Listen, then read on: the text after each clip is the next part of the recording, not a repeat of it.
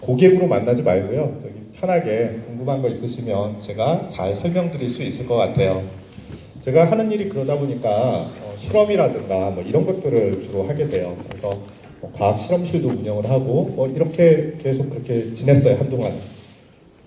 좀 반성하자면 소위 이렇게 그 비교과라고 하는 영역을 가지고 열심히 대치동에서 그런 일들을 하다 보니까 이건 좀 아니지 않나라는 생각이 사실 좀 들었어요. 이게 실제로 이렇게 2013년, 14년도부터 비교과라고 하는 부분에 대해서 어떤 학원가에서 이렇게 시장이 만들어졌는데 실제로 그 주범이 접니다.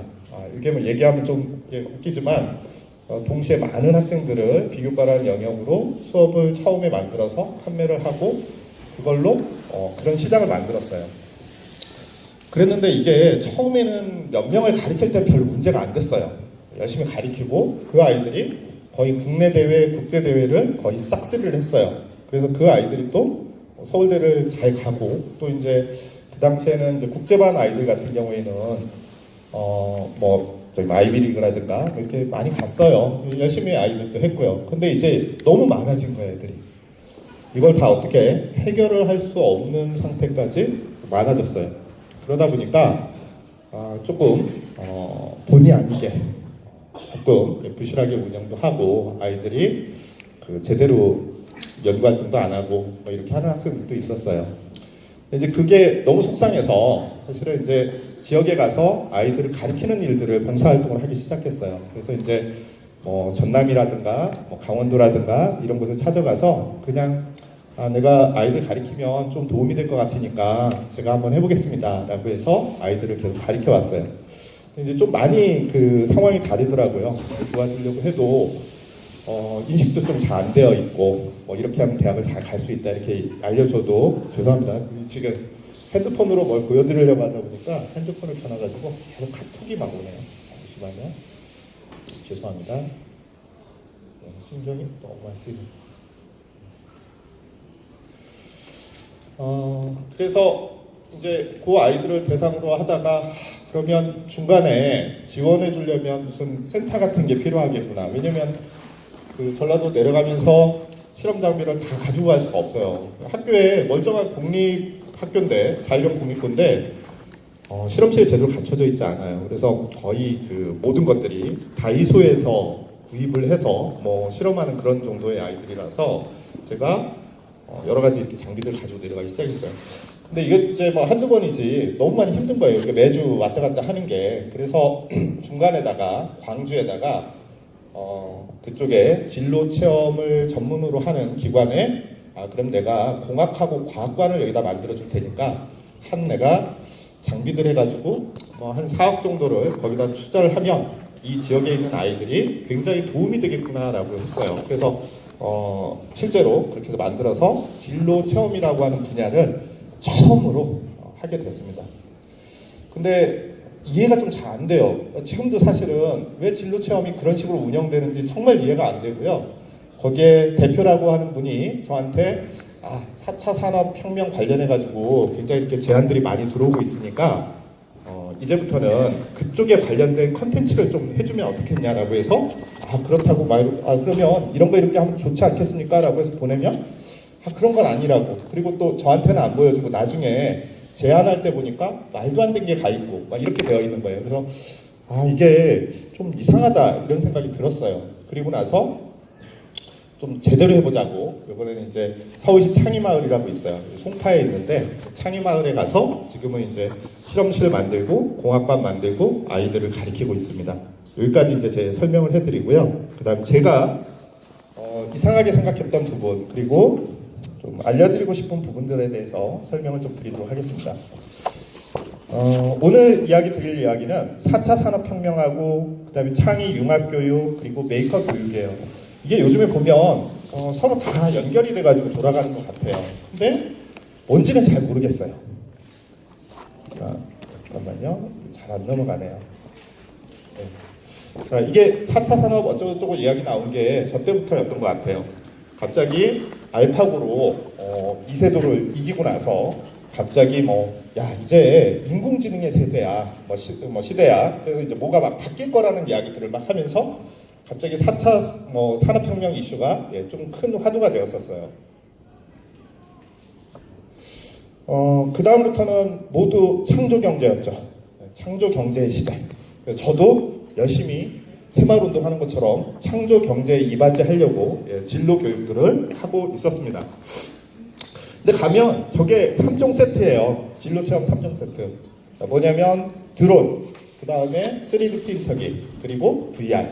그죠? 여기다 로봇 코딩 이런 것들이 있습니다.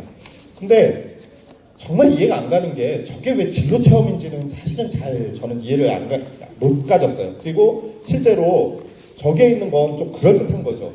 가보면 말도 안 되는 장난감들 가지고 애들 그냥 지원금 나오는 거를 그쪽에 일하시는 분들이 나름은 힘드시겠지만 그렇게 그분들의 어떤 사업 수단으로 전락을 했어요. 실제로 제가 진로 체험관을 하면서 정말 너무나 분개하고 막 이랬는데 지금도 저는 초코파이를 보면 너무 화가 나요. 원래 초코파이 되게 좋아했었거든요. 진로 체험관에서 제일 인기 있는 게 뭔지 아세요? 쇼콜라티, 초콜릿이에요. 그리고 또 하나는 베이커리입니다.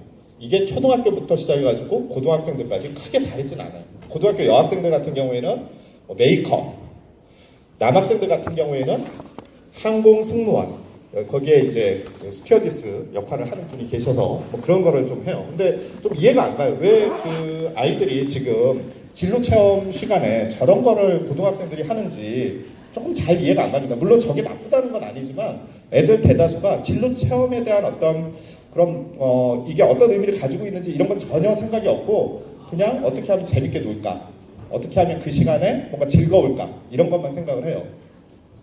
말씀드린 것처럼 저 진로하고 초코파이 좀 재밌으라고 해놨는데 아무도 반응이 없거든요. 전 사실 그 고등학교를 우신고등학교를 나왔어요. 우신고등학교 나왔는데 우신고등학교가 원래 그 진로에서 우신고등학교를 만든 겁니다. 그 궁동에 있는 학교입니다. 그 진로가 친한데 진로 교육하고 저 초콜릿은 아주 제가 요즘에는 저런 거를 해서 그 장사를 하는 사람들에 대해서 정말로 이렇게 좋은 감정이 없어요. 아까도 제가 잠깐 여기 지나가면서 들었는데 지금 이제 오늘 계속 이렇게 4차 산업혁명에 대한 이야기를 많이 들으셨을 거예요. 그래서 이제 4차 산업혁명 그러면 키워드가 저거죠. 초연결, 하이퍼 커넥트 이렇게 얘기를 하죠. 그래서 초연결이라고 하는 건 뭐냐면 어떤 것이든 연결이 된다는 그런 의미도 있고 또 요즘에는 또 빨리 연결된다는 그런 의미도 가지고 있어요. 그래서 이제 초연결. 그러면 이 4차 산업혁명은 저런 초연결이라고 하는 저런 그 의미에서 어떻게 3차 산업혁명하고 달라졌는지에 대한 이해를 먼저 해야 될 것 같아요. 3차 산업혁명은 디지털 혁명이라고 이야기를 합니다. 그죠? 자, 그래서 우리가 컴퓨터 기반으로 모든 것들을 해왔어요. 자, 이렇게 컴퓨터 기반으로 하다 보니까 어떤 영역이든 간에 그게 센서든 아니면 어떤 학문이든 뭐든 간에 결국에는 언어가 다 디지털로 통일이 되게 됩니다. 그러고 나니까 이게 연결을 하게 되면 새로운 게 만들어지기가 쉬워져요. 그래서 저 초연결 때문에 결국에는 갑자기 발전 속도가 급격하게 증가를 하게 되는 거죠. 지금 보시는 것처럼 저게 어떤 영역이든 간에 결국에는 컴퓨터 베이스로 디지털 영역으로 저렇게 다 넘어가게 되는 거죠. 자, 모든 게 연결되기 시작했어요. 그런데 이게 그냥 연결되었을 때는 시너지가 별로 없었는데 이게 사람이 하지 않고 인공지능이 그걸 연결하기 시작하면서 사람이 예측하지 못했던 영역까지 새롭게 막 만들어지기 시작한 겁니다. 이걸 이제 융합이라고 이야기를 하는 거죠. 융합이 되면서 이쪽에 그 인공지능이 연결하려고 하는 대상들에 대해서 저렇게 클라우드 환경, 우리 지금 네이버 엔드라이브 정도로만 생각하지만 이제 컴퓨터에 지금처럼 고사양이 필요가 없을 수도 있죠. 계산 같은 것도 다 서버 같은 데서 해주는 거죠. 그리고 또 하나는 저 5G요. 저 5G 세대가 되면 굉장히 달라집니다. 이 5G라고 하는 거는 NR이라고 하죠. 뉴 라디오라고 이야기를 하는데 저게 그 좀 다른 의미를 가지고 그 전 세대에 우리가 그 4G라고 이야기하는 LTE하고 좀 다른 점은 쟤는 반응 그 동작 속도, 통신 속도가 사람의 감각 수준에 거의 근접해 있어요. 약간 차이 나긴 하는데 굉장히 그 속도가 빨라집니다. 자, 그러면 이런 속도로 속도가 되면 뭐가 달라지느냐? 예를 들면 평창에서 드론을 2000몇 대 띄웠죠. 그거를 조종하는 기술은 그 전에도 다 있어요. 그냥 와이파이로 연결하거나 좀 거리가 있어서 그렇지 무선으로 연결하면 돼요. 그런데 그게 아니라 우리가 이렇게 그 통신망을 통해 가지고 중계기를 통해서 간다고 하면 시간차가 발생을 해요. 그래서 그 시간차 때문에 드론 중에 하나가 좀 삐끗하면 대책이 없어요. 서로 막 부딪혀 가지고 떨어지게 됩니다. 그런데 이게 5G가 되면 속도가 워낙 빠르기 때문에 그런 일이 생기질 않는 거예요. 그래서 지금도 자율주행 자동차 무슨 얘기를 하잖아요. 그런데 이 자율주행 자동차가 정상적으로 좀 안전하게 움직이려면 앞차, 뒤차, 옆차 다 연결이 돼야 돼요. 그래서 코너에서 나오는 것까지 미리 알 수 있어야 됩니다. 그럴 때 쓰는 기술이 저 5G 같은 것들로 이렇게 차들을 연결한다라는 그런 의미예요. 자, 저렇게 되다 보니까 갑자기 저렇게 속도가 빨라져요. 이게 발전 속도가 그 전에 발전 속도하고는 비교할 수 없을 정도로 빨라집니다. 그런데 저게 4차 산업혁명 때 이야기가 아니라 3차 산업혁명 때 이야기입니다. 그러면 이제부터는 어떻게 된다는 얘기예요? 우리가 예상할 수 없을 정도로 빨라진다는 얘기죠. 누구 때문에? 인공지능 때문에. 우리가 미처 생각하지도 못했던 다른 영역에 있는 걸 지가 찾아가지고 서로 연결해서 새로운 걸 만들어요. 그리고 또 새로운 걸 만들어요. 그러다 보니까 속도가 이전의 발전 속도보다 굉장히 빨라진다는 거죠. 사람은 그거를 따라갈 수가 없는 상태가 돼버리는 겁니다. 이제 교육은 바뀌어서 조금 이렇게 기존에 막 암기식의 어떤 그 외워서 뭔가 자기가 공부해서 새로운 걸 또 생각해내서 이렇게 하는 그런 교육보다는 뭔가 기존에 있던 자료들이라든가 이런 것들을 활용해서 융합하고 그것을 가지고 새로운 것을 만들어내고 뭐 이런 식의 어떤 교육이 필요하게 된 거죠. 그런 사람들이 이제 필요하게 된 겁니다. 저는 이제 학원에서 계속 이렇게 아이들을 보다 보니까요, 교육 정책이나 이런 거에 관심이 많은데요. 지금은 2015 개정 교과 과정을 아이들이 배우고 있어요.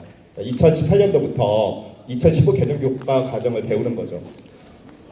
이 2015 개정 교과 과정은 그 전에 2009 개정 교과 과정, 그러니까 2011년도부터 고1 우리 이제 입시로 본다면 고1 아이들이 배워왔던 그 과정에서 조금 수정을 해가지고 지금은 2015 개정 교과 과정을 가고 있습니다. 큰 틀에서 보면 그렇게 크게 다르지 않아요. 뭐 자기주도 학습이라든가 뭐 창의 체험 활동 뭐 이런 것들에 대한 이야기들을 그 안에 담고 있어요. 하지만 이제 조금 그때 미처 보완하지 못했던 것들에 대한 보완들을 하면서 계속 이렇게 좀 바뀌어갑니다. 그 다음에는 예정되어 있는 게 2022년에 우리 2022 개정 교과 과정이 있죠. 보면 가운데가 이제 뭐 진로 쪽인데요. 그래서 진로에 관련되어 있는 그 활동들이라든가 수업이라든가 이런 것들이 굉장히 많습니다. 그리고 나서 이게 어디로 연결되냐면 고교 학점제하고 연결이 됩니다. 지금 그 문재인 정부의 그 대통령 공약 사업 중에 하나가 교육 쪽에서는 그 고교 학점제죠. 이 고교 학점제가 되면 자기가 원하는 과목들을 들으면서 자기의 진로에 맞춰서 한다고 그래요. 근데 아직은 잘 모르겠어요. 그래서 조금 이제 도입 시기가 늦춰지고 있기도 하고 그래요. 근데 지금 이미 하고 있고요. 그러니까 시범 사업이라고 얘기하기 좀 그런데 이 선도학교라든가 연구학교에서 진행을 하고 있는 중입니다. 그리고 또 하나가 우리가 이제 과학 중점고라고 하는 이야기를 좀 많이 들어보죠. 근데 이제 과학 중점고 말고 중간에 교과 중점고라는 게 있어요. 중점반이 원래 맞는데 그리고 거기에 융합교과라고 하는 영역이 있습니다. 그래서 요즘에는 학교에서 드론도 배워요. 이제 선택 과목을 어떻게 선택하느냐가 입시에서 굉장히 중요하게 됐어요. 자, 그래서 어떤 아이는 내가 공대를 가려고 그래요. 그러면 그 친구는 물리 좀 들어주시고 그 다음에 뭐 수학 쪽에서도 미적분학을 좀 들어주고 그 다음에 내가 드론이라든가 이런 과목을 좀 들어주면 좋겠다. 뭐 이렇게 할 수 있어요. 그래서 학교에서 지금은 융합 교과 중점반이라는 것을 운영하기 시작했습니다. 그리고 그것은 이제 고교 학점제로 막 가게 될 거예요. 그 다음에 이제 또 하나 중요한 것은 올해 2학년이 되는 아이들, 그러니까 1학년부터 이제 고등학교 기준입니다. 올라가는 아이들은 선택 과목에 대해서 성취도 평가를 하고요. 진로 선택이라고 해가지고 그런 과목들에 대해서는 좀 다른 방식으로 공부를 해야 하는 상황으로 됐어요. 그 다른 방식이라고 하는 건 뭐냐면 과정 중심 평가라고 하는 부분들을 하고 수행 평가라고 하는 부분 이런 것들이 조금 더 그 전보다 아이들의 어떤 평가나 아니면 수업 방식이 되어야 한다라는 거죠. 물론 학교에서는 잘 되지 않습니다. 근데 그 잘 되지 않는 학교는 분명히 학생들이 나중에 대학을 가는 데 있어서 굉장히 힘들어질 거예요. 그래서 만약에 이 중에 학부모님이 계시다고 한다면 학교에서 그런 과정중심 평가라든가 수행평가가 잘 진행될 수 있도록 해둘 필요도 있어요. 자, 그런데 제가 그런 창의 인재를 양성한다, 육성한다 이런 데까지는 제가 이해를 하겠는데요. 갑자기 메이커 교육이 갑자기 들어왔어요. 그래서 한국형 메이커 스페이스, 한국형 메이커 교육, 혹은 서울형 메이커 교육, 또 부산형 메이커 교육, 이게 뭐가 뭔지 모르겠어요. 근데 어쨌든 지금은 메이커 교육을 한대요. 자, 이 메이커 교육에서 가장 많이 아이들이 하는 거는 뭐냐면 3D 프린터기로 만드는 거, 혹은 아두이노 같은 걸로 만드는 거, 이런 거를 주로 합니다. 도대체 왜 저거를 해야 되는지 잘 모르겠어요. 문과를 가려고 하는 아이들이든 아니면 이과를 가려고 하는 아이들이든 진로 시간에 저걸 굉장히 많이 합니다. 왜 이렇게 메이커 교육을 하는 걸까요? 자, 세상은 지금은 이제 이렇게 얘기를 합니다. 메이커 운동, 그 메이커 스페이스, 메이커 정책 이런 것들이 굉장히 많아져요. 그래서 거기에 부응해서 정부 정책이 정책, 그 다음에 교육부의 정책이 주로 이제 메이커 쪽에 많이 지금 쏠려 있어요. 제가 그쪽에서 관심 있게 봐서 그런지 몰라도 그쪽의 예산이라든가 그쪽의 어떤 지원, 정책 이런 것들이 굉장히 그쪽으로 심하게 편향되어 있습니다, 지금. 이 메이커라고 하면 그 전에 우리가 다이라고 하는 거 있었죠? 자기가 직접 뭘 만들고 하는 거. 이거하고 뭐가 차이가 나는지도 잘 모르겠어요. 비슷한 용어긴 해요. 다이, 메이커, 비슷하죠. 자, 근데 이 다이를 자세히 보면은요, 이렇게 되어 있어요. 처음에 저 다이 공방이라든가 이런 것들이 많이 만들어졌을 때 많이 했던 것 중에 하나가 목공이죠. 목공을 보면 우리가 이제 살다 보면 자기가 가구를 직접 만들어 보고 싶은 어떤 욕구도 생기고 그러죠. 그런데 이제 그 전까지는 사실 하기가 어려웠었는데 공구가 너무 좋은 공구들이 너무 저렴하게 많이 나온 거예요. 그래서 아주 기술자가 아니어도 자기가 조금만 이렇게 노력하면 뭔가 만들 수 있는 상황이 돼버렸어요. 그 다음에 정보들도 쉽게 얻을 수 있었고요. 그리고 저런 재료도 쉽게 구할 수 있었어요. 옛날엔 목재소 가가지고 막 키워가지고 어디서 사는지도 모르고 막 이랬었는데 지금은 얼마큼 딱 정해놓으면 그 양만큼 잘라가지고 팝니다. 인터넷으로 배송도 해주고요. 그러니까 저런 스스로 뭔가를 만드는 거, 그런 재미를 갖고 하는 것들이 한동안 인기가 있었어요. 그래서 저걸로 창업한 분들도 있어요. 가구 만들고. 근데 수지타산이 안 맞죠. 워낙에 수입하는 가구들이 싸게 나오고 원목이 아닌데 원목처럼 겉에 잘 입혀져 있고 막 이래서 사실은 산업으로 저게 어떤 활성화되지는 못했던 것 같아요. 자, 그런데 저렇게 뭔가 이렇게 만들어 보려고 하고 그 다음에 사람들끼리 정보를 공유하려고 하던 저런 어떤 그 사회적인 현상들은 우리 블로그라든가 아니면 카페 이런 데 보면 열심히 왜 이 사람은 밥 먹고 이런 짓을 했을까 싶을 정도로 거기다가 열심히 정보들을 공유를 하는 분들이 있죠. 자, 그러다 보니까 그 정보 공유만으로 예전에는 못했던 영역을 이제 할 수 있게 된 거예요. 자, 어떤 카페를 들어가 보면 전자공학이나 이런 쪽을 보면은요, 전자공학을 전혀 하지 않았던 사람들도 요즘에 거기 있는 정보들만 가지고 뭔가를 만들어낼 수 있게 됐어요. 자, 그게 이제 조금씩 정보들이 공유되면서 이제는 저렇게 정보를 공유하고 그 다음에 오픈소스라고 하는 걸로 사람들한테 공개적으로 뭔가를 제공하는 그런 사이트들이 늘어나게 됐어요. 자, 깃허브라고 하는 부분들도 그렇죠.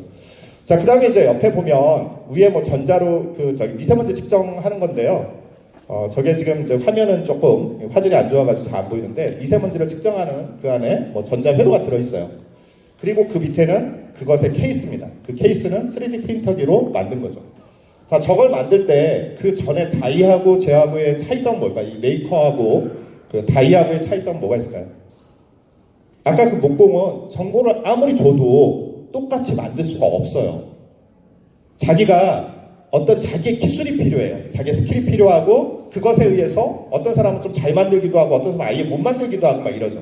근데 지금은 어떻게 됐냐면 프로그램 그대로 다운받으면 되고요. 연결하는 대로 연결하고요. 그 다음에 3D 프린터기로 다 도면 나와 있는 거 가지고 그냥 출력하면 돼요. 이제 물건을 공유할 수 있게 된 거죠. 자, 여기에서 이 공유의 개념이 조금 더 다이보다 커진 거예요. 그래서 메이커는 기본적으로는 이 공유라고 하는 부분에서 중요한 의미를 가지고 있습니다. 근데 이렇게 공유를 한다라고 하는 것 자체가 우리가 이제 인터넷 어떤 그런 우리 환경, 우리 이제 사회가 바뀐 거잖아요. 그 전의 세대하고는 우리가 이제 지금은 뭔가를 하려고 하면 무조건 인터넷 뒤져가지고 뭔가를 찾고 막 이러는 세상으로 바뀌었으니까요. 그러면서 이렇게 공유 문화가 확산이 되었고 그것이 이제 메이커 쪽에 어떤 관심들을 더 크게 한 거죠. 왜냐하면 그 전에는 못 만들었었는데 만들 수 있게 됐으니까요. 자, 저기는 뭐냐면 오픈소스에 대한 이야기예요. 오픈소스. 이 오픈소스 그러면 어떤 분은 남들이 그냥 옆집 아저씨가 열심히 프로그램 뭔가 이렇게 코딩을 한 걸 가지고 보여주는 거 정도로 오픈소스라고 생각을 하는데요. 그걸 훨씬 넘습니다. 그래서 오픈소스의 개념은 지금은 이제 오락 게임이라고 얘기하는데 게임을 만들 때 굉장히 이렇게 강력한 엔진이 필요하죠. 프로그램 이런 것들이 굉장히 전문적인 프로그램이 필요한데 그런 것조차도 그냥 써요. 그냥 써. 그래서 잘 배워가지고 다 네가 익숙해지고 써서 자 언제 돈 내냐면 이걸 상업적으로 팔 때는 조금 돈을 내. 이런 식으로 바뀌었어요. 자, 이게 어떻게 보면 그들의 정책인 거죠. 그 겉으로 볼 때는 공유한다라고 하는 개념이 크지만 결국에 보면 자기 그 시장 안에 가둬두는 거잖아요. 그거에 익숙한 사람들.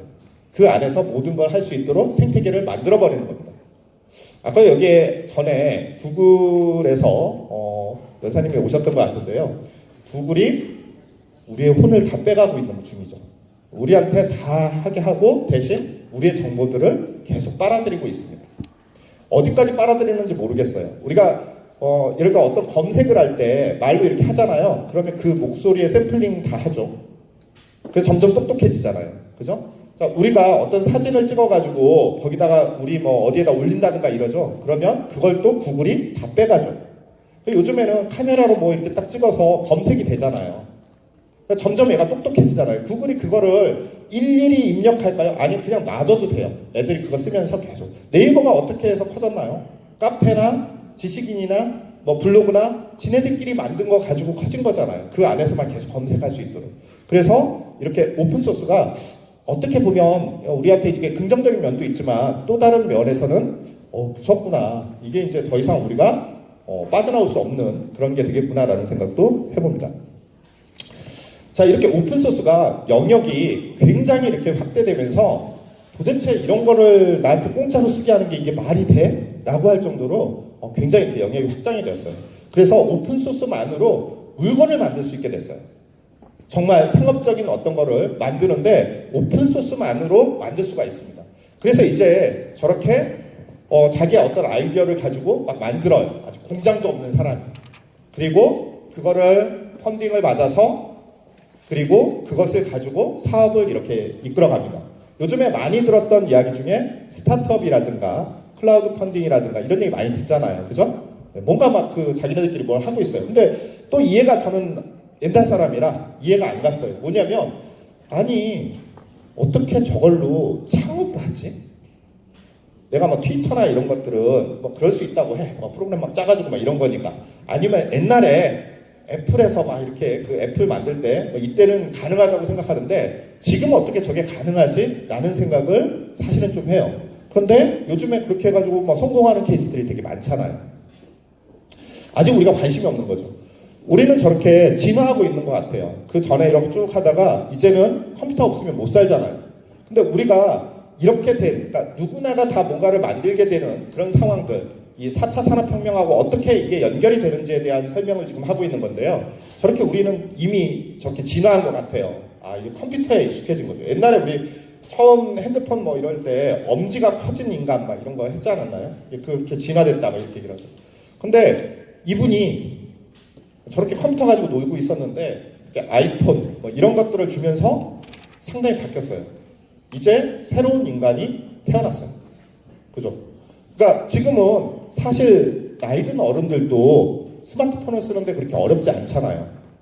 자, 그래서 이렇게 어렵지 않게 됐어요. 디지털 어떤 기계라든가 이런 것들에 좀 익숙하게 된 거죠. 사람들이 누구나. 저는 사실 저희 어머님이 연세가 80이 넘으셨거든요. 근데 어머님이 문자를 보내는 게 상상이 안 가요. 예전 같으면 이걸 배우지 못했을 거라고 생각하고 아예 어머님한테 가르쳐 드리지 않으려고 그랬거든요. 그러니까 생각도 못 했었는데 어느 날 보니까 어머님 문자를 보내고 계세요. 그러니까 이게 우리가 지금 다 바뀌어 있는 거예요. 세상이 이제 그렇게 디지털 어떤 환경 안에서 할 수 있게끔 바뀐 거죠. 그리고 또 이 과정에서 애플하고 그 다음에 또 저쪽에 그 안드로이드, 구글 쪽이죠. 이런 쪽에서 거의 모든 것들에 대한 어떤 생태계 영역을 만들어 가게 된 겁니다. 자, 그런데 이제 그런 과정에서 이렇게 막 터치하고 막 손가락으로 뭔가 이렇게 하던 그 세대는 뭐가 익숙하냐면 저런 게 익숙해요. 3D 프린터기가 예전에는 없었나요? 있었어요. 예전에도 3D 프린터기는 있었는데 왜 갑자기 와 그렇게 됐냐면 그 3D 프린터기를 돌리기 위한 프로그램 있죠. 옛날에는 설계할 때 굉장히 힘들어요. 막 오토캐드 막 이런 것들 배우는 것도 어렵고 엄두도 안 나고 막 이랬었는데 저런 걸로 바뀐 거예요. 자, 소개시켜드리자면 첫 번째는 저게 스케치업이라고 하는 프로그램이에요. 스케치업. 스케치업에서 그냥 저렇게 저거 실제로 동작하는 거를 보여드리면요. 뭐 저렇게 쉬워? 오 그래요. 물론 이제 보신 분들도 계시고 처음이신 분들은 스케치업이라고 하는 걸 유튜브에서 어떻게 하는지 검색해 보면 알 수 있잖아요. 그럼 보면 그냥 이렇게 뭐 입체를 만드는데 원 하나 이렇게 그려놓고 위로 잡아당기면 그냥 기둥이 만들어져요. 원 기둥이. 그리고 거기에 몇 미리 이렇게 입력하면 그렇게 됩니다. 옆에는 아이들이 많이 하는 조금 더 쉬운 거예요. 뭐 팅커캐드라고 하는 건데 저거는 좀 더 쉽습니다. 저거는 뭐 그냥 대충 막 붙이고 막 하면 지가 알아서 다 연결돼 가지고 만들어지고 그래요. 그래서 저렇게 뭔가를 만들어낼 수 있습니다. 누르면 출력이 돼요.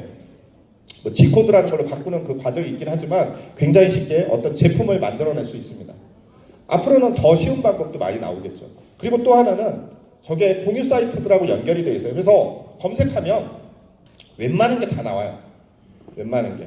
뭐 예를 들어서 저기에 지금 있는 아이 도라에몽인가요?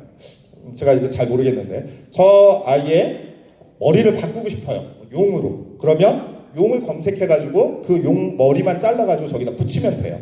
그래서 굉장히 쉽게 뭔가를 만들어내고 막 이러는 게 막 융합이 되면서 빨라지고 있습니다.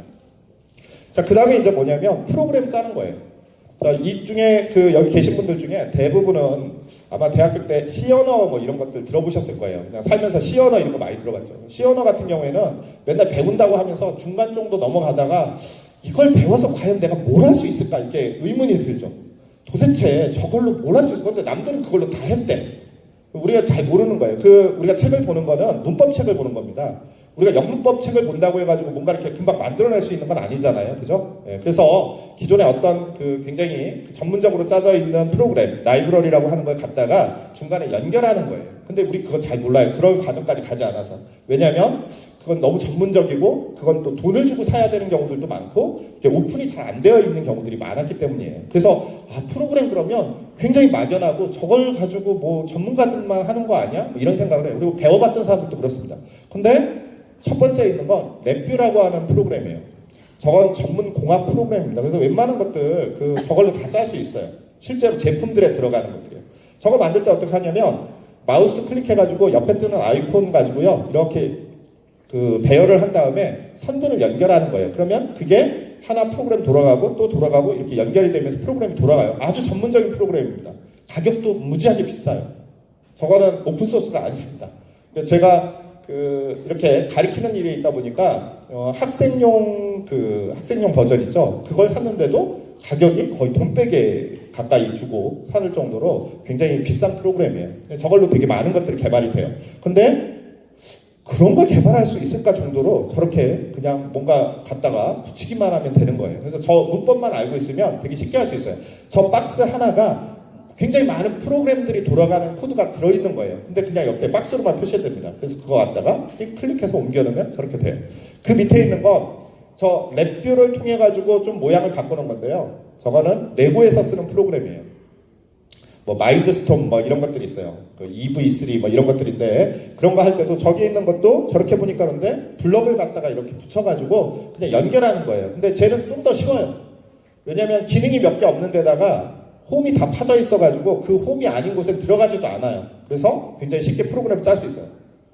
자, 그 다음 옆에는 요즘에 이제 블럭 코딩이라고 하는 이야기를 많이 하는데요. 저건 다 그런 영역에 들어가는데 그 블럭 코딩에 해당하는 거예요.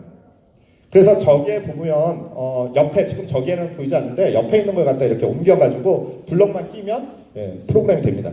근데 저렇게 단순한 이유가 있어요. 뭐냐면 우리는 모르지만 저걸 하나 갖다 놓고 나중에 진짜 기계가 돌아갈 때는 미리 짜놓은 그 전문가들이 짜놓은 그 코드 프로그램이 거기를 채워서 들어갑니다. 우리는 저걸 순서대로 맞추는 거예요. 그래서 우리가 프로그래밍이라고 하지 않고 코딩이라는 이야기를 쓰죠. 그죠? 코딩이라는 이야기는 코드를 맞춘다. 뭐 그런 이야기로 볼 수 있습니다. 자, 이 이야기를 조금 빨리 할게요. 이제 끝날 때가 됐으니까. 제가 고등학교 때 처음으로 뭔가를 좀 제어를 해보려고 했던 것들인데요. 첫 번째 이제 보드 중에 저게 8051 뭐 이런 보드예요. 그 저기 MCU라고 해가지고 CPU 같은 게 들어있습니다. 그리고 두 번째는 AVR이라는 거고 마지막에 아두이노예요. 근데 처음에 저 왼쪽에 있는 건 굉장히 전문적이어가지고 기계어라고 하죠. 어셈블리어 이런 것들 가지고 짜야 됐어요. 그래서 도대체 하면서도 뭔지를 모르고 그냥 따라가는 그런 거였습니다. 그런데 저 끝에 있는 건 아두이노라고 해가지고 요즘에 아이들이 굉장히 쉽게 할 수 있는 거예요. 뱅크시라고 하나요? 그 미술가 왜 이번에 이제 그 경매에 나왔던 그림을 반으로 잘랐고 막 이랬던 거 있죠? 그런 것들도 사실은 저렇게 간단한 저런 장치를 이용해서 제어가 가능했던 겁니다. 자, 그 다음에 이제 이런 그 오픈소스 개념에서 또 하나 이제 주목해야 될 건 뭐냐면 저렇게 센서라든가 그 다음에 저렇게 서버라든가 그리고 이 릴레이라고 하는데 뭔가 내가 지금 다루고 있는 전기보다 더 큰 전기를 제어하기 위한 어떤 부품들 이런 것들이 다 모두 일반인들 혹은 초등학교 학생들도 다룰 수 있는 상황이 됐어요. 그리고 그런 것들을 제공을 해주고 있습니다. 그래서 이게 하나가 합쳐지면 거의 모든 거를 실제로 만들어낼 수가 있는 상황이 된 거죠. 자, 그래서 1인 창업이 가능하게 됐어요. 예전에는 1인 창업이라고 하는 것이 사실 말이 안 되는 이야기였거든요. 어떤 특정한 분야에서 국한된 이야기였는데 지금은 저렇게 오픈소스를 이용해가지고 창업도 가능하게 되었습니다. 제가 실제로 만들어 봤어요. 빨리 이야기를 드릴게요. 유니티라고 하는 프로그램은 전문적으로 게임 만드는 프로그램이고요. 그 다음에 파이어베이스라고 하는 것은 서버를 쓸 수 있는 건데 구글에서 무료로 줘요. 저희 있는 거 다 무료입니다. 자, 그래서 이게 유니티를 돌리는 어떤 그 프로그램 짜는 것인데요. 저기에 지금 화면이 좀 잘 안 나오는데 어떤 캐릭터 아까 3D로 모델링한 아이를 갖다가 띵 놓고 저 아이를 어떻게 움직여라 라고 쳐놓으면 걔가 이렇게 움직입니다. 그래서 오락게임 만들 때 뭐 이렇게 움직이는 캐릭터들 있죠? 그런 거 그렇게 만듭니다. 이거는 이제 아까 파이어베이스라고 하는 거 서버예요. 내가 여기서 데이터를 넣으면 날아갔다 다시 들어오고 뭐 이렇게 됩니다. 그래서 공유를 할 수가 있어요. 자, 이거는 그걸 만들어 놓은 위성을 지금 잘 안 보이는데 위성을 제어하기 위한 모니터 화면입니다. 그리고 이건 위성을 만들기 위해서 그 아두이노하고 그냥 오픈소스로 다 공개되어 있는 회로도를 연결한 거고요. 그거를 폐 핸드폰하고 연결했어요. 그래서 그 폐 핸드폰에 있던 기능들을 다 활용을 해서 저렇게 위성을 만들었습니다. 학생이 만든 거예요. 저희 중학교 여학생이 만든 건데요. 저 위성의 기능은 예전의 위성이 저 정도 기능을 가지고 있어요. 그리고 저걸 만드는데 비용이 얼마가 드느냐? 핸드폰 S6가 중고가 얼마인 줄 아세요 혹시? 45,000원이에요. 거기에 배터리 다 멀쩡하고 카메라 다 멀쩡하고 통신 기능 다 되는 게 45,000원뿐이 안 합니다. 그거를 재료로 우리가 재활용한다는 거는 사실은 굉장히 재활용 방법 중에 안 좋은 방법이에요. 그 안에 있는 기능을 좀 활용하면 애들이 굉장히 고가의 우리 실험 장비들이 필요하거든요. 데이터 로거라고 하는데 그걸 저렇게 간단하게 만들어서 쓸 수 있어요. 채 10만 원이 안 되는 가격으로 뭐 예전에는 몇백만 원씩 하던 그런 장비들을 쓸 수가 있습니다. 그리고 저거는 서버로 아까 그 파이어베이스를 통해 가지고 데이터를 주고받도록 되어 있어요. 이게 지금 그 데이터를 받은 거예요. 받아가지고 저 위에는 그 핸드폰에 GPS가 있으니까 그 GPS 통해 가지고 좌표를 받아서 구글 지도에 저희가 창이 마을입니다. 그리고 오른쪽 위에는 지금 잘 안 보이는데 핸드폰에 들어있는 그런 데이터들을 실시간으로 받고 있는 거고 옆에 밑에는 아두이노하고 핸드폰을 연결했을 때 아두이노로 통해 가지고 받은 데이터예요. 자, 지금 보면 아이들이 있죠. 아이들이 있는데 지금 봉사활동하는 거예요. 그래서 좀 큰 아이들이 작은 아이들을 좀 가리키고 있어요. 이 코딩 이런 걸 가리키고 있는데 보면 작은 애들 표정이 굉장히 안 좋습니다. 사실 이 코딩 교육을 해보면 가장 문제가 되는 것이 이렇게 그 잘 모르는 아이들, 그리고 또 저런 게 어떤 거를 뭐 선을 연결한다든가 이런 거 할 때는 아이들이 그게 익숙치 않기 때문에 굉장히 이게 좀 가리키는 사람의 생각하고 다르게 어려워하고 잘 못 따라가요. 근데 지금 우리 아이들 전체 뭐 코딩 교육한다고 막 그러잖아요. 실제로 잘 되기 어렵습니다. 그래서 아주 간단한 거 뭐 이렇게 시키고 있는 중인 거죠. 그래서 뭘 만들었냐면 휴먼 인터페이스라는 걸 만들어 봤어요. 자, 이것도 자, 앱 인벤터라고 여러분들도 쉽게 그 앱을 만들 수 있어요. 이거 굉장히 쉬워요. 사실 유튜브 같은 데 보면 금방 자기가 앱을 제가 만든 앱 중에는 이런 것도 있어요. 그 빨리 사진 찍어가지고 보내야 되는데 이렇게 사진 찍어서 보내기 힘드니까 얼굴에 가까이 대면 그 근접 센서가 인식을 해가지고 자, 사진 찍을래요? 이렇게 물어봐요. 찍을게. 그러면 잠시 있다가 이제 찍어요. 착각. 그런 다음에 바로 어디로 오냐면 내가 미리 정해놓은 SNS, 그러니까 뭐 문자든 아니면 카톡이든 이렇게 정해놓은 걸로 해가지고 고르라고 해서 딱 누르면 바로 날아갑니다. 그래서 자기가 만들어요. 그냥 쉽게. 아주 쉽게 만듭니다. 어떻게 만드냐면 이렇게 블럭 코딩이라는 걸 통해 가지고 만들어요. 저게 여러분들이 사용하는 그 앱하고 똑같습니다. 예. 다만 이제 보면 이미지가 조금 안 좋은데 저건 뭐냐면 거기는 막 박스로 나와요. 근데 그거를 디자인해가지고 거기에다 입히면 돼요. 그러면 멋지게 나옵니다. 파는 거하고 똑같습니다. 자, 저거는 제가 인터페이스를 만들기 위해서 아두이노로 연결한 거고 코드입니다. 다 공개되어 있는 거예요. 저희 지금 만들어 놓은 거예요. 자, 저거를 만들면 어떻게 되냐면 지금 여기서 시연을 못 드려서 시간이 없어 본데 저렇게 아주 간단한 걸로 뭐가 되는지만 설명드릴게요. 일단 말로 모든 게 돼요. 말로. 제가 이게 지금 아까 보여드리려고 핸드폰을 켰는데요. 제가 잠깐 그 정도는 보여드리고 가야 이렇게 됐죠. 그래서 이걸로 모든 뭐 마우스 기능이라든가 이런 것들은 다 되고요. 말로 명령을 다 줄 수 있어요. 말로 입력하고 모든 게 됩니다. 그리고 이 안에서 뭐 초성, 중성, 종성 분리해가지고 되고요. 저희가 이제 이거를 용도가 뭐냐면 IT 약자를 위해서 쓰려고 그래요. 여기 지금 얘를 이것을 글씨가 너무 작아가지고 원소인지 모르겠어요. 그래서 이거를 찍을 거예요. 찍어서요. 글씨가 너무 작아가지고 종이가 있으면 좋을 텐데 이건 종이가 안 돼서 못 읽네요. 자, 이렇게 찍으면 어떻게 되냐면 그거를 음성으로 읽어줘요. 그리고 동시에 컴퓨터로 날려가지고 우리가 입력을 하지 않아도 돼요. 이거 왜 만들었냐면 이 IT 약자들, 그러니까 조금 연세가 있으신 분이라든가 이런 것들을 좀 활용하기 어려운 분들, 그리고 아주 어린 아이들, 이런 아이들이 쉽게 컴퓨터든 아니면 핸드폰이든 모두 이렇게 사용할 수 있게 쉽게 하기 위해서 만들어 놓은 인터페이스예요. 근데 만드는데 얼마 드냐면 18,000원 들어요. 18,000원이면 그 모든 것들을 할 수 있는데 얘가 재밌는 거는 프로그램을 가리지 않아요. 기존에 있던 프로그램들을 다 활용해서 활용할 수가 있습니다. 그리고 그것과 연결해서 선을 이렇게 그 물리적인 어떤 선들을 자동으로 연결해 주는 것까지 만들었어요. 신호를 주면 저렇게 바뀝니다. 그래서 저기 채널을 입력해서 바꾸도록 되어 있어요. 이거 이름을 아우구스투스라고 쳤어요. 좀 이게 뭐냐면 그 모든 길은 로마로 통한다고 그러죠. 모든 저기 선은 아두이노로 통하라고 저렇게 이름을 줬습니다. 자, 이거 이제 적정 기술에 대한 이야기들 잘 알고 계시죠. 우리가 이제 저렇게 IT 약자들, IT 기능에 좀 익숙하지 않은 분들을 위해서 저희가 저런 디지털 적정 기술이라고 해가지고 저렇게 간단한 기술들을 이용해서 그 분들을 도와줄 수 있는 방법들을 찾고 있어요.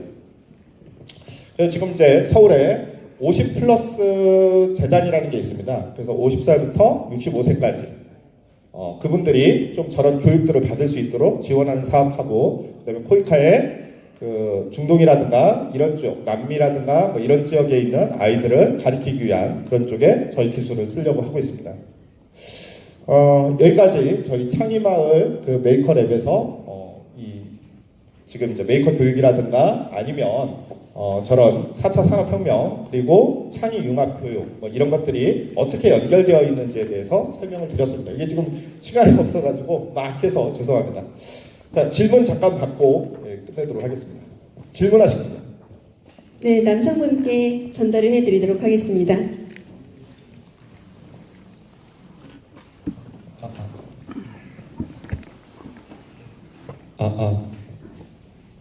주신 시간에 발표해 주셔서 정말 감사합니다. 저는 크리에이티브턴 정책그룹장 김민혜라고 합니다. 저희 크리에이티브턴은 메이커와 적정 기술을 연계하여 이를 오픈소스로 이제 누구나 활용 가능하게끔 보급하고 배급하여 누구나 만들 수 있게끔 하고 있습니다.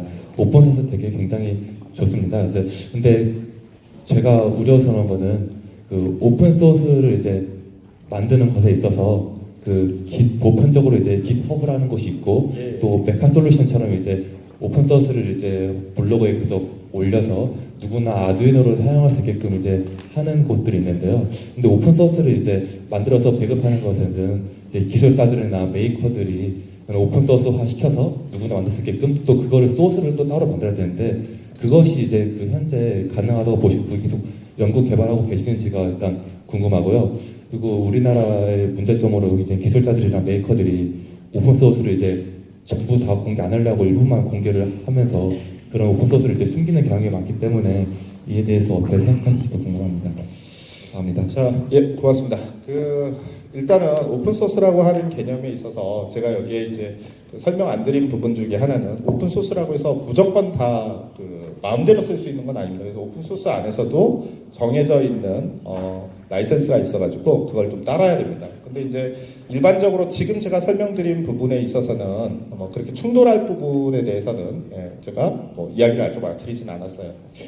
근데 이 오픈소스라고 하는 개념에 있어서 이 특허하고 좀 연관해서 좀 이해를 하실 필요가 있습니다. 뭐냐면 프로그램이라고 하는 것 자체 코드만 가지고는 특허 출원을 할 수가 없죠. 왜 그러냐면 그거 자체는 그냥 조합입니다. 단순 조합이라서 특허의 대상이 되지 않아요. 얘가 특허가 되려면 방법이 되어야 합니다. 그래서 보통은 하드웨어하고 같이 결합을 해가지고 특허를 출원을 하게 되는 거죠. 근데 그렇게 특허로 보호받지 못한다고 하더라도 기본적으로는 저작권이라고 하는 영역에 들어 있습니다. 그래서 일단 그 오픈 소스가 어느 정도 자기의 어떤 원천 소스를 가지고 했느냐에 따라 좀 다르긴 하지만 원천적으로 그거의 작성자한테 저작권이 똑같이 우리 출판물에 관련된 저작권처럼 기본적으로 주어지기 때문에 그 부분에 대한 나중에 혹시 문제가 생겼을 때 아주 일정 부분 보호를 받을 수 있는 영역도 있습니다. 물론 이제 그런 상황까지는 그 오픈소스를 공개하는 입장에서는 하지 않겠죠. 하지만 그 상황이 되는 이유는 뭐냐면 누군가 열심히 며칠을 고생해가지고 만들었어요. 그게 학생이든 아니면 그걸 전문적으로 하는 사람들이든. 근데 그거를 사용하는 데 있어서 자기 혼자 사용하고 또 공익적인 목적으로 사용하고 허락을 조금 받고 사용하고 이건 괜찮죠. 근데 그게 전혀 그 사람의 의지하고 원래 원저자의 의지하고 상관없이 공개된다든가 혹은 그런 부분들에 대한 어떤 그 사용의 어떤 제한이라든가 이런 것들에 대한 개념을 가지고 있지 못하다고 하면 아마 이제 그런 일이 벌어지겠죠. 서로 충돌하고 그 문제에 대해서 분쟁이 생기고 이렇게 될 것 같습니다. 그래서 이제 이런 부분들에 대해서 상업적으로 쓸 부분 그 다음에 또 이거는 그냥 오픈해야 되는 부분 이런 것들은 원 저자가 처음부터 설정을 해야 되는 문제라고 생각을 해요. 근데 그러지 않고 내가 그냥 조금만 보여주려고 그랬는데 누군가 다 써서 나는 너무 기분이 나쁘고 그거 누구 탓을 할까요?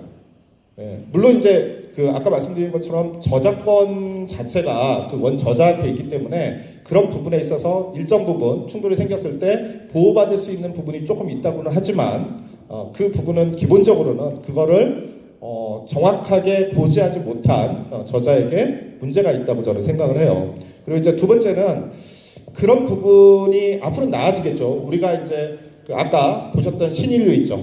우리 핸드폰 가지고 있었던 그 꼬마 아이, 그 아이가 어른이 될 때쯤 되면 이 부분은 어떻게 해야 된다라고 하는 그런 문화, 인식이 생겨날 것 같습니다. 지금은 우리가 이제 초기 단계라서 저거 내가 몰랐던 건데, 저거 그냥 쓰면 되겠구나, 이럴 수 있겠죠. 제가 사실은 이거 만드는 것 중에 가장 어려웠던 것들이 있어요. 뭐냐면, 아두이노에서 한글을 옮겨서 날리는 부분이 있었는데요. 그 한글이 유니코드라는 걸 씁니다. 그 아이스키 코드를 넘어가가지고 유니코드를 쓰는데, 얘가 초성, 중성, 종성이 어떻게 조합했느냐에 따라서 규칙이 조금씩 바뀌어요. 근데 이게 일반적으로 PC에서 돌릴 때하고 상황이 달라져요.